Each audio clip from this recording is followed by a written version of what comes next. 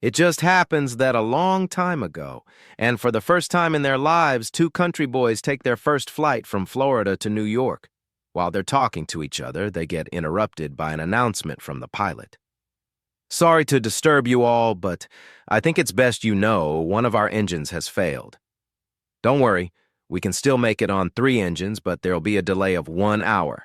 So they begin talking again, but soon another announcement is heard. We regret to inform you that our second engine has failed, which will mean another delay of 1 hour, but don't worry, we'll still make it.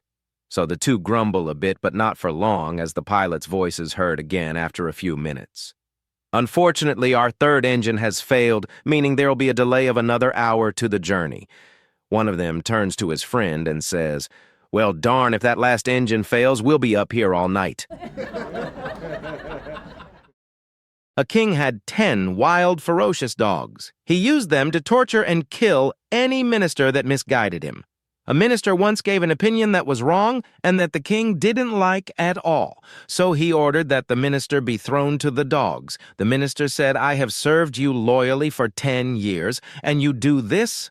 The king was unrelenting. Minister pleaded, "Please, give me 10 days before you throw me to the dogs." The king agreed. In those 10 days, the minister went to the keeper of the dogs and told him he wanted to serve the dogs for the next 10 days. The guard was baffled, but he agreed. So the minister started feeding the dogs, caring for them, washing them, and providing all sorts of comfort for them.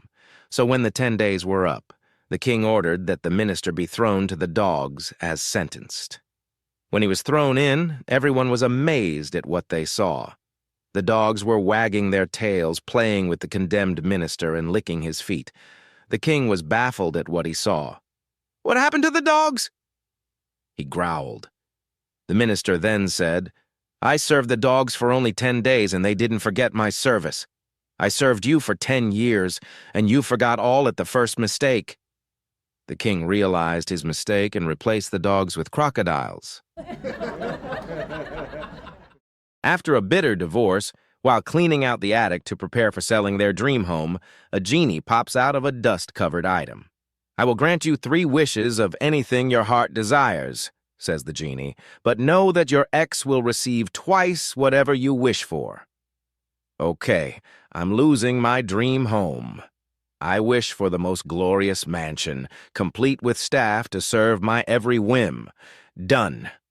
You are the owner of one of the most luxurious estates in the world with the greatest staff, whom you will get on with wonderfully, to be sure. And your ex is in possession of 2 such mansions, one for summer and one for winter. Oak, well, if I'm to be smart about this, there will be house taxes and wages to pay and repairs to take care of eventually. I'd like to not have to worry about cash flow, so I'd like to wish for $100 million done. Your bank account has $100 million, and your ex's account has $200 million. Thinking for a moment, not wanting to hastily waste the final wish, pacing around the attic, finally a light appears in their eyes. "Genie, for my final wish. I wish for you to scare me half to death." 2 old friends caught up for lunch. Jake and Oliver hadn't seen each other for over 20 years. "How have you been?" Oliver asked. "I've been good," Jake said, ordering from the menu. "I'm married with 2 great kids. Work is a bit dull, but it pays the bills. How about you? How have you been?" Oliver puffed up his chest in pride. "Well, I've been great. I've spent the last 20 years living the dream. Moved out from living with my parents early. I was lucky to be in a privileged position that I didn't need to find work. I've spent most of time with hobbies like reading and going to the gym. Money hasn't been too much of an issue for me either. And the action. I could hardly get laid back when we used to hang out, but now I've been getting laid consistently. Every single day." Jake couldn't help but listen and feel a bit envious about Oliver living the good life for the past 20 years. The 2 friends parted after lunch. Later that night, Jake was having dinner with his family when the phone rang. "Excuse me, is this Jake?" a voice asked. "Yes, it is. How can I help you?" Jake replied. "I'm trying to track down Oliver. You're listed as one of his contacts and one of the last people he's seen," the voice continued. "Okay," Jake asked, confused. "Can I ask who this is?" "This is Oliver's parole officer." A policeman is driving past a roadside apple stand when he notices the sign. Apple seeds, guaranteed to make you smarter, $20 per seed. He pulls over and informs the vendor that it is fraud and false advertising to make absurd claims like this. No, no, no, the vendor tells the cop. My apples are a special variety, a scientific miracle. Buy just one seed, eat it, and you will notice an increase in intelligence. If not, I promise to refund your $20. All right, says the cop, but if this doesn't work, I'm shutting your operation down. He hands over a $20 bill, takes the seed, chews it up, and waits for it to kick in. After a few moments, he says, You know, even if you're not lying, I could have bought a whole bag of your apples and had enough seeds to last me months. Ah, yes, says the vendor. It's working already. A man absolutely hated his wife's cat and decided to get rid of him one day by driving him 20 blocks from his home and leaving him at the park. As he was getting home, the cat was walking up the driveway. The next day, he decided to drive the cat 40 blocks away. He put the beast out and headed home. When he reached his driveway, there was the cat. He kept taking the cat further and further, but the cat would always beat him home. One day, he decided to drive hundreds of miles away. He drove out of town, through the desert, and into the next state until he reached what he thought was a safe distance from his home. He let the cat out and headed back. Hours later, the man calls home to his wife. Jen, is the cat there? Yes, the wife answers. Why do you ask? Put him on the phone, the man replies. I'm lost and need directions. A man is driving down the street and sees a penguin on the side of the road. Curious, he decides to pull over and pick it up. About that time, a local police officer sees the two of them and decides to pull behind him as he's loading the penguin up. Just what do you think you're doing with that penguin? The officer demands. I haven't a clue what to do with him. I just saw him on the side of the road and figured I'd pick him up. The man replied, Well, I suggest you take him straight to the zoo, the officer suggested. So the man agrees and takes off heading toward the zoo.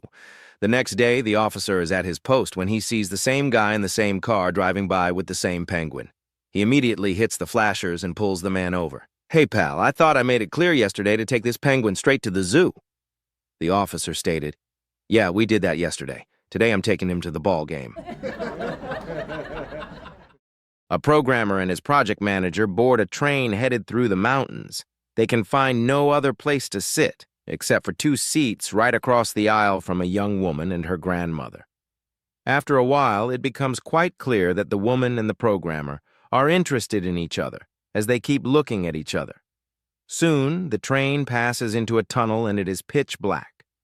There is the sound of a kiss followed by the sound of a slap. When the train finally emerges from the tunnel, the 4 sit there without saying a word. The grandmother thinks to herself, It was very rude of that young man to kiss my granddaughter, but I am glad she slapped him. The project manager thinks to himself, I did not think the programmer was brave enough to kiss the woman, but I wish she hadn't missed him when she slapped me. The young woman thought to herself, I am glad the guy kissed me, but I wish my grandmother had not slapped him. The programmer has a satisfied smile on his face and thinks, Life is good. How often does a guy have a chance to kiss a beautiful woman and slap his project manager at the same time? A tall Mexican is riding his bike across the border when stopped by Border Patrol. The officer stopped him, asked him a few questions. Officer, are you smuggling anything into the country? Tall Mexican, chess. The officer searched him and did not find any cheese. After a few more questions, the tall Mexican was bussed back to Mexico. The next week, the same thing happened. Officer, are you smuggling anything into the country? Tall Mexican, chess. Again, the officer did not find any cheese, drugs, or anything else on him, so they let the tall Mexican go. Again, he was bussed back to Mexico. For 3 years, this happened every Tuesday. Finally, the officer retired and wanted to know how the tall Mexican was smuggling cheese across the border. He waited on the next Tuesday for the tall Mexican. When the tall Mexican arrived, he asked him, Officer, are you smuggling anything into the country? It's okay if you tell me. I'm retired and can't arrest you. Tall Mexican. Chess. I've been smuggling bicycles for 3 years. A guy walks into a bar without a dime to his name, convinced that he can persuade the bartender to buy him a drink. He tells the bartender that he is flat broke, but if the bartender buys him a drink, he will perform an amazing trick for him. The bartender asks the guy what kind of trick he will perform, and the guy tells him that he will fart the national anthem. The bartender doesn't believe him, but the man is persistent, so the bartender agrees. The guy then tells him that since he needs to take his pants down in order to do the trick, and he doesn't want anyone else to see him, he wants to wait until no one else is in the bar. The bartender understands his concerns, and when the bar clears out, the guy prepares to do his trick. He takes his pants down and starts straining until all of the veins in his neck are bulging and has an accident on the floor. The bartender comes out from behind the bar as mad as a hornet, grabs the guy by his shirt, and starts to toss him out of his bar. The guy is holding up his pants with his hands, pleading for sympathy and another chance from the bartender, and cries out, "Hey, even Frank Sinatra had to clear his throat." Three guys were talking in the local bar. The manager was so sure that its bouncer was the strongest man around that it offered a standing $1,000 bet that no one could beat him. The challenge was that the landlord would squeeze a lemon until all the juice ran out into a beer glass, then hand the lemon to the customer. Anyone who could squeeze even one more drop out of the lemon would win the money. Over the years, many people had tried this. Truck drivers, weightlifters, karate masters, and all had failed. Then one day, this geeky little fellow with heavy black-rimmed glasses came into the bar and asked if he could try the challenge. After the laughter had subsided, the landlord said that it was only fair that the man be given a chance at the bet, so he picked up a lemon and started squeezing. Once he was done, he handed the remains to the little man, who promptly squeezed out 4 more drops of juice onto the bar.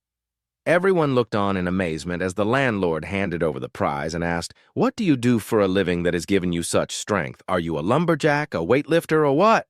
"No," the man replied. "I work for the IRS." A man tells his wife that he's going out to buy cigarettes. When he gets to the store, he finds out it's closed, so the guy ends up going to the bar to use the vending machine. While there, he has a few beers and begins talking to this beautiful girl. He has a few more beers, and the next thing he knows, he's in this girl's apartment and having quite a pleasurable time. The next thing he knew, it was 3 a.m. "Oh my God, my wife is going to kill me," he exclaimed. "Quick, give me some talcum powder." She gets him some and he rubs it all over his hands. When he got home, his wife was up waiting for him and she was furious. "Where the hell have you been?" He says, "Well, to tell you the truth, I went into a bar, had a few drinks, went home with this blonde, and I slept with her." "Let me see your hands," she demands. He shows his wife his powdery hands. "Damn liar, you were out bowling again." It was many years ago, on the embarrassing day when a young woman with a baby in her arms entered his butcher shop and confronted him with the news that the baby was his and asked what he was going to do about it. Finally, he offered to provide her with free meat until the boy was 16. She agreed. He had been counting the years off on his calendar, and one day the teenager who had been collecting the meat each week came into the shop and said, "I'll be 16 tomorrow." "I know," said the butcher with a smile. "I've been counting too. Tell your mother, when you take this parcel of meat home, that it is the last free meat she'll get, and watch the expression on her face." When the boy arrived home, he told his mother. The woman nodded and said, "Son, go back to the butcher and tell him I have also had free bread, free milk, and free groceries for the last 16 years, and watch the expression on his face."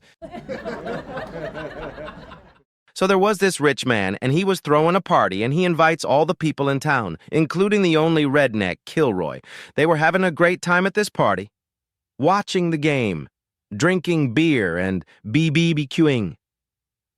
Then the rich man announces on his loudspeaker, "Ladies and gentlemen, I have a 30-feet man-eating alligator in my pool. Whoever's brave enough to jump into the pool and kill the gator, I'll give them $1 million. Everyone looks all interested, but no one makes a move. Suddenly there's splashing. Everyone turns around, and there's Kilroy fighting that gator, slapping him in the face and biting him in the tail. Then they dive underwater. The gator floats belly up to the top of the water, dead. Kilroy climbs out of the pool, bleeding and limping. The rich man goes up to him, puts his hand on his shoulder, and says, Well, Kilroy, I guess I owe you $1 million. Kilroy says, No, I don't want $1 million. The rich man says, Well, at least take $500,000. Kilroy again declines. Confused, the rich man says, At the very least, take $250,000. Kilroy says, No, I don't want your money. The rich man says, Well, Kilroy, you've stumped me. What do you want? Kilroy says, I want the name of the guy that pushed me in the pool. A nun is walking alone on a deserted road when a man assaults her. After he is done, he asks, What will you tell the other sisters? She replies, I'll tell them you grabbed me, threw me down, and made love to me twice. Unless you're tired. A man driving a Kia stops at a traffic light next to a Rolls-Royce. The Kia driver rolls down his window and calls out to the Rolls-Royce driver, Hey, pal, that's an impressive car. Does your Rolls have Wi-Fi? My Kia does. The Rolls-Royce driver replies, Yes, it has Wi-Fi. The Kia driver continues, Nice! And do you have a fridge in there? I have a fridge in the back seat of my Kia. The Rolls-Royce driver, getting irritated, responds, Yes, there's a refrigerator. Not backing down, the Kia driver asks, That's cool, man. What about a TV? I've got a TV in my Kia's back seat.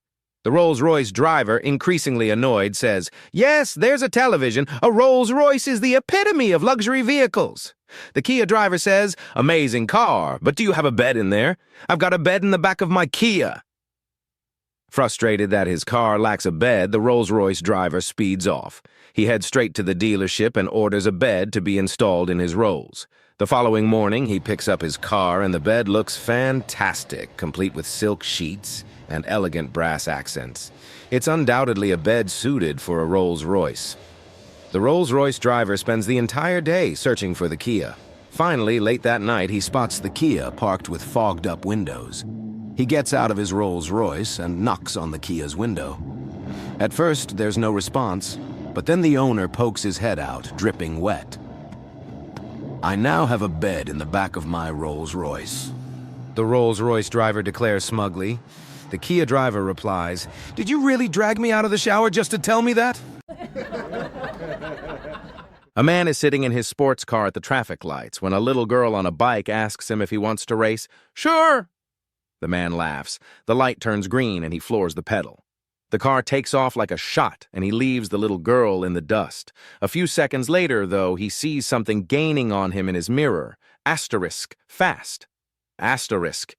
He just barely catches a glimpse of the little girl on her bike as she shoots past him. She must be going 80 miles per hour, eh? He shouts and shifts into a higher gear, pushing the car even faster. He quickly blasts past her as if she were standing still. But again, just a few seconds later, she shoots past him, now doing over 100 miles an hour on her little bike. Going so fast, sparks and smoke are streaming from her training wheels. After another few seconds, he comes to a curve where he sees the little girl crashed in a heap on the side of the road. He pulls over and jumps out to see if she's okay. Miraculously, she's survived. So he asks, Why did you go so fast? Just as she falls unconscious, the little girl replies, My streamers got caught on your mirror.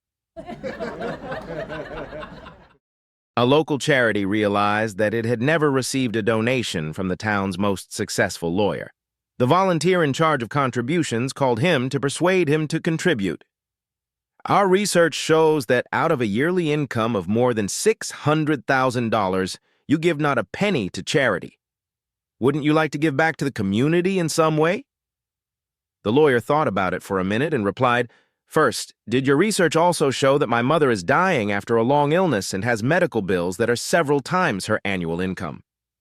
Embarrassed, the volunteer mumbled, no. Second, that my brother, a disabled veteran, is blind and confined to a wheelchair. The stricken volunteer began to stammer out an apology, but was cut off. Third, that my sister's husband died in a horrific traffic accident. The lawyer's voice rose in indignation. Leaving her penniless with 3 children? The humiliated volunteer, completely beaten, said simply, I had no idea. On a roll, the lawyer cut him off once again. And I don't give them any goddamn money, so why should I give any to you? A woman goes to her boyfriend's parents' house for Christmas dinner, her first time meeting the family. She's super nervous, But everything seems to be going well until the broccoli casserole kicks in. Feeling the pressure, literally, she lets out a tiny, dainty fart. It's not loud, but it's definitely heard. Before she can panic, her boyfriend's dad glances under the table at their dog and says, "Skippy." Relieved, she grins.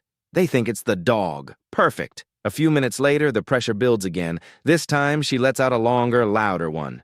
The dad frowns at the dog. "Skippy!" Now she's feeling bold. A few minutes later, she lets one rip that could wake the neighbors. The dad slams his fork down and yells, "Skippy! Get away from her before she craps on you!"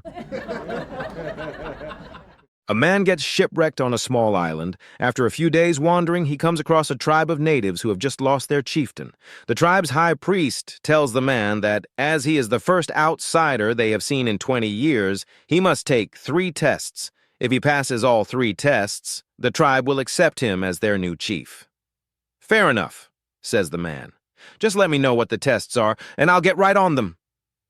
The priest takes him to a clearing with 3 straw huts in it, turns to the man, and explains the tests. "In the first hut, you'll find 20 gallons of our native beer. You must drink all of this to complete this test. In the second hut is a gorilla with a sore tooth. You must pull his tooth and survive to pass this test. In the third hut is the ex-chieftain's daughter. You must make love to her until she can take no more." The man agrees and begins the first test. 3 hours later, he walks out of the hut unsteadily and goes toward the second hut. The priest asks if he would like to have a rest, but the man says he wants to get all the tests done before he sleeps and enters the second hut. After 2 hours, he comes out covered from head to toe in blood and scratches and turns to the priest. "Now lead me to the girl with the sore tooth." A pretty blonde woman is driving down a country road in her new sports car when something goes wrong and it breaks down.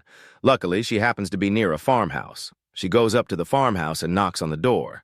When the farmer answers, she says to him, "It's Sunday night and my car broke down. I don't know what to do. Can I stay here for the night until tomorrow when I can get some help?" "Well," drawls the farmer, "you can stay here, but I don't want you messing with my sons Jed and Luke." She looks through the screen door and sees 2 men standing behind the farmer. She judges them to be in their early 20s. "Okay," she says. After they have gone to bed for the night, the woman begins to get a little horny just thinking about the 2 boys in the room next to her. So she quietly goes into their room and says, "Boys, how would you like for me to teach you the ways of the world?" They say, "Huh?" She says, "The only thing is, I don't want to get pregnant, so you have to wear these rubbers." She puts them on the boys, and the 3 of them go at it all night long. 5 years later, Jed and Luke are sitting on the front porch, rocking back and forth. Jed says, "You remember that blonde woman that came by here about 5 years ago and showed us the ways of the world?" "Yeah," says Luke, "I remember. Well, do you care if she gets pregnant?" "Nope," says Luke, "I reckon not. Then let's take these bloody things off." Jack wakes up with a huge hangover after attending his company's party. He is not normally a drinker, but the drinks didn't taste like alcohol at all. He didn't even remember how he got home from the party. As bad as he was feeling, he wondered if he did something wrong. He forced himself to open his eyes, and the first thing he sees is a couple of aspirins next to a glass of water on the side table, and next to them, a single red rose. He sits up and sees his clothing in front of him, all cleaned and pressed. He looks around the room and sees that it is in perfect order, spotlessly clean. So is the rest of the house. He takes the aspirins and cringes when he sees a huge black eye staring back at him in the bathroom mirror. Then he notices a note hanging on the corner of the mirror written in red with little hearts on it, and a kiss mark from his wife in lipstick. "Honey, breakfast is on the stove. I left early to get groceries to make you your favorite dinner tonight. I love you, darling. Love, Jillian." He stumbles to the kitchen, and sure enough, there is hot breakfast, steaming hot coffee, and the morning newspaper. His 16-year-old son is also at the table, eating. Jack asks, "Son, what happened last night?" "Well, you came home after 3 a.m., drunk and out of your mind. You fell over the coffee table and broke it, and then you puked in the hallway and got that black eye when you ran into the door." Confused, he asked his son, "So why is everything in such perfect order and so clean? I have a rose, and breakfast is on the table waiting for me." His son replies, "Oh, that! Mom dragged you to the bedroom, and when she tried to take your pants off, you screamed, 'Leave me alone! I'm married!'" John decided to go skiing with his buddy Keith, so they loaded up John's minivan and headed north. After driving for a few hours, they got caught in a terrible blizzard, so they pulled into a nearby farm and asked the attractive lady who answered the door if they could spend the night. "I realize it's terrible weather out there, and I have this huge house all to myself, but I'm recently widowed," she explained, "and I'm afraid the neighbors will talk if I let you stay in my house." "Don't worry," John said. "We'll be happy to sleep in the barn, and if the weather breaks, we'll be gone at first light." The lady agreed, and the two men found their way to the barn and settled in for the night.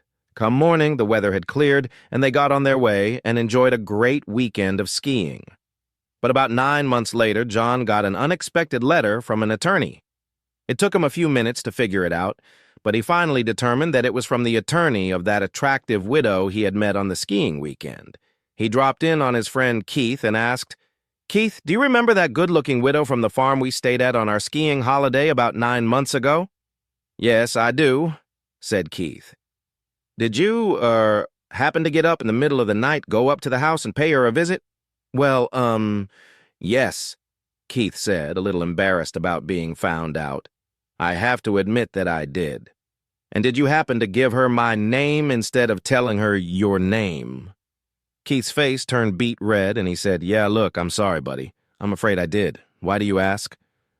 "Well, she just died and left me everything." A fellow walks into a bar very down on himself. As he walks up to the bar, the bartender asks, "What's the matter?" The fellow replies, "Well, I've got these 2 horses, sniff, sniff, and well, I can't tell them apart. I don't know if I'm mixing up riding times or even feeding them the right foods." The bartender, feeling sorry for the guy, tries to think of something he can do.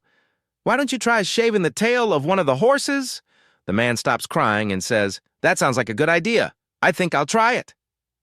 A few months later, he comes back to the bar in worse condition than he was before. "What's the matter now?" the bartender asks. The fellow, in no condition to be in public, answers, "I shaved the tail of one of the horses, sob, sob, but it grew back, and I can't tell them apart again." The bartender, now just wanting him to shut up or leave, says, "Why don't you try shaving the mane? Maybe that will not grow back." The fellow stops crying, has a few drinks, and leaves. A few months later, the fellow is back in the bar. The bartender has never seen anybody in this sorry of state. Without the bartender even asking, the fellow breaks into his problems. I shaved the sob mane of one of the sniff horses, and it grew back." The bartender, now furious at the guy's general stupidity, yells, "For crying out loud, just measure the stupid horses. Perhaps one is slightly taller than the other one." The fellow cannot believe what the bartender has said and storms out of the bar. The next day, the fellow comes running back into the bar as if he had just won the lottery. "It worked! It worked!" he exclaims. "I measured the horses, and the black one is 2 inches taller than the white one." 2 couples were playing a round of poker one summer night when one of the husbands, Bob, accidentally dropped a few of his chips on the floor. As he bent down to retrieve them, he couldn't help but notice that Jay's wife, Kate, was touching him with her foot in a very obvious way. Later, Bob went into the kitchen to get some refreshments. Kate followed him and asked, "Do you like what you see?" Surprised by her boldness, Bob courageously admitted that, well, yes, he did. She said, "You can have it, but it will cost you $10,000. After taking a minute or two to assess the financial and moral costs of this offer, Bob indicated that he was indeed interested. She told him that since her husband Jay works Friday afternoons and Bob doesn't, Bob should be at her house around 2 p.m. Friday afternoon. When Friday rolls around, Bob shows up at Jay's house to make love to Jay's wife at 2 p.m. sharp, and after paying her the agreed-upon $10,000, they go to her bedroom and have a great time, just as Kate had promised. Afterwards, Bob quickly dresses and leaves. As was his habit at 6 p.m., Jay returned home from work. Upon entering the house and encountering his wife, he asked loudly, "Did Bob come by with my money?" With a lump in her throat, his wife answered, "Oh yeah, he did stop by here for a few minutes this afternoon."